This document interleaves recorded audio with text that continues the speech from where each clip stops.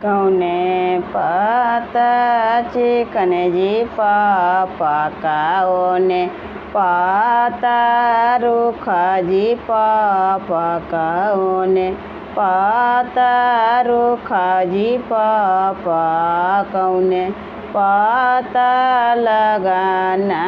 लिखै तो जी पापा लगनिया आई लो ताहुल जी पापा सगुनमा आई लो ताहुल जी पापा अम्मा पता चिकन जी बेटा माँ हुआ पता रुखा जी बेटा माँ हुआ पता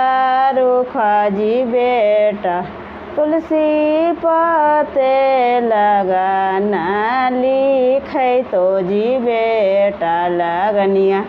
आई लो ताहुल जी बेटा सगुनमा आई लो ताहुल जी बेटा सगुनमा आई लो ताहुल जी बेटा कौने पता चिकन जी चाचा कौने पता रुखा जी चाचा कौने पता रुखा जी चाचा अम्मा पता चिकन हो बेटा माँ हुआ पता रुखा हो बेटा माँ हुआ पता रुखा हो बेटा तुलसी पते लगाना लिखै तो हो बेटा लगनिया आई लो ताहुल जी बेटा सगुनमा आई लो ताहुल हो बेटा सगुनमा आई लो ताहुल हो बेटा कौने पता चिकन जी फूफा कौने पता रुखा जी फूफा कौने पता रुखा जी फूफा कौने पते लगाना लिखै तै जी फूफा लगनिया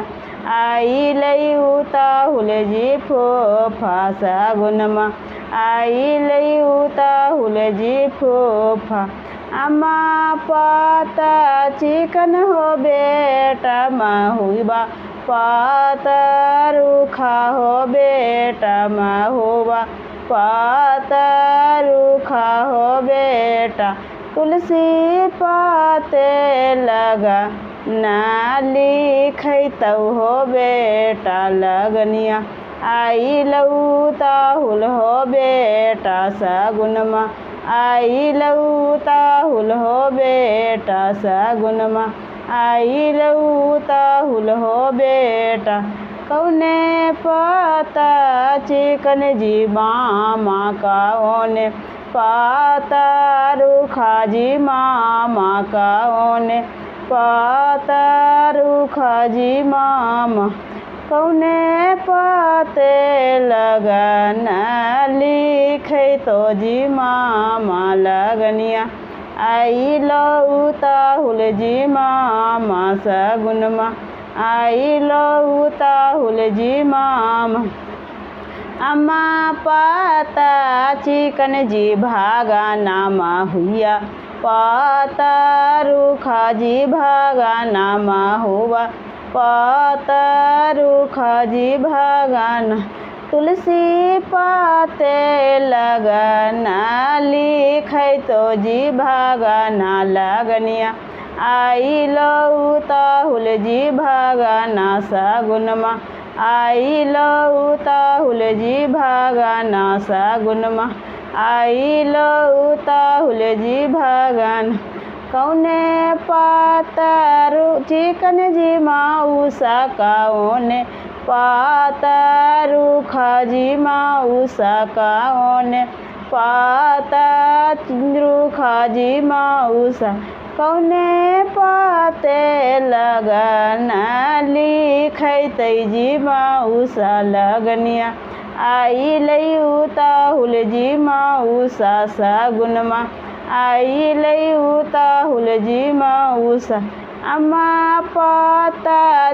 चिकन हो बेटा महुआ,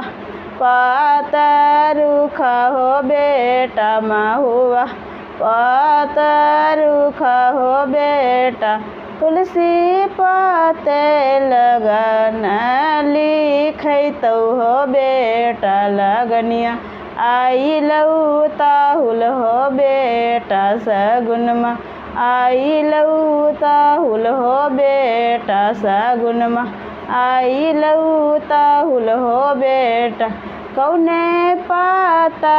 चिकन जीजी जा कौने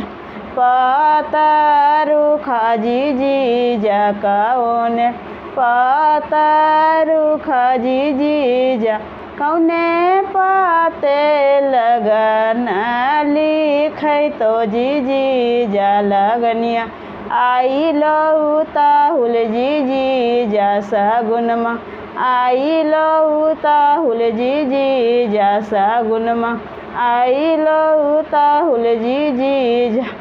अम्मा पाता चिकन जी साला महुआ, पतरुखा जी साला महुआ, पतरुखा जी साला, तुलसी पाते लगन लिखैतौ जी साला लगनिया, आई लौताहुल जी साला सगुनमा, आई लौताहुल जी साला। मेरा वीडियो अच्छा लगा तो चैनल को ज़रूर से ज़रूर सब्सक्राइब कीजिए।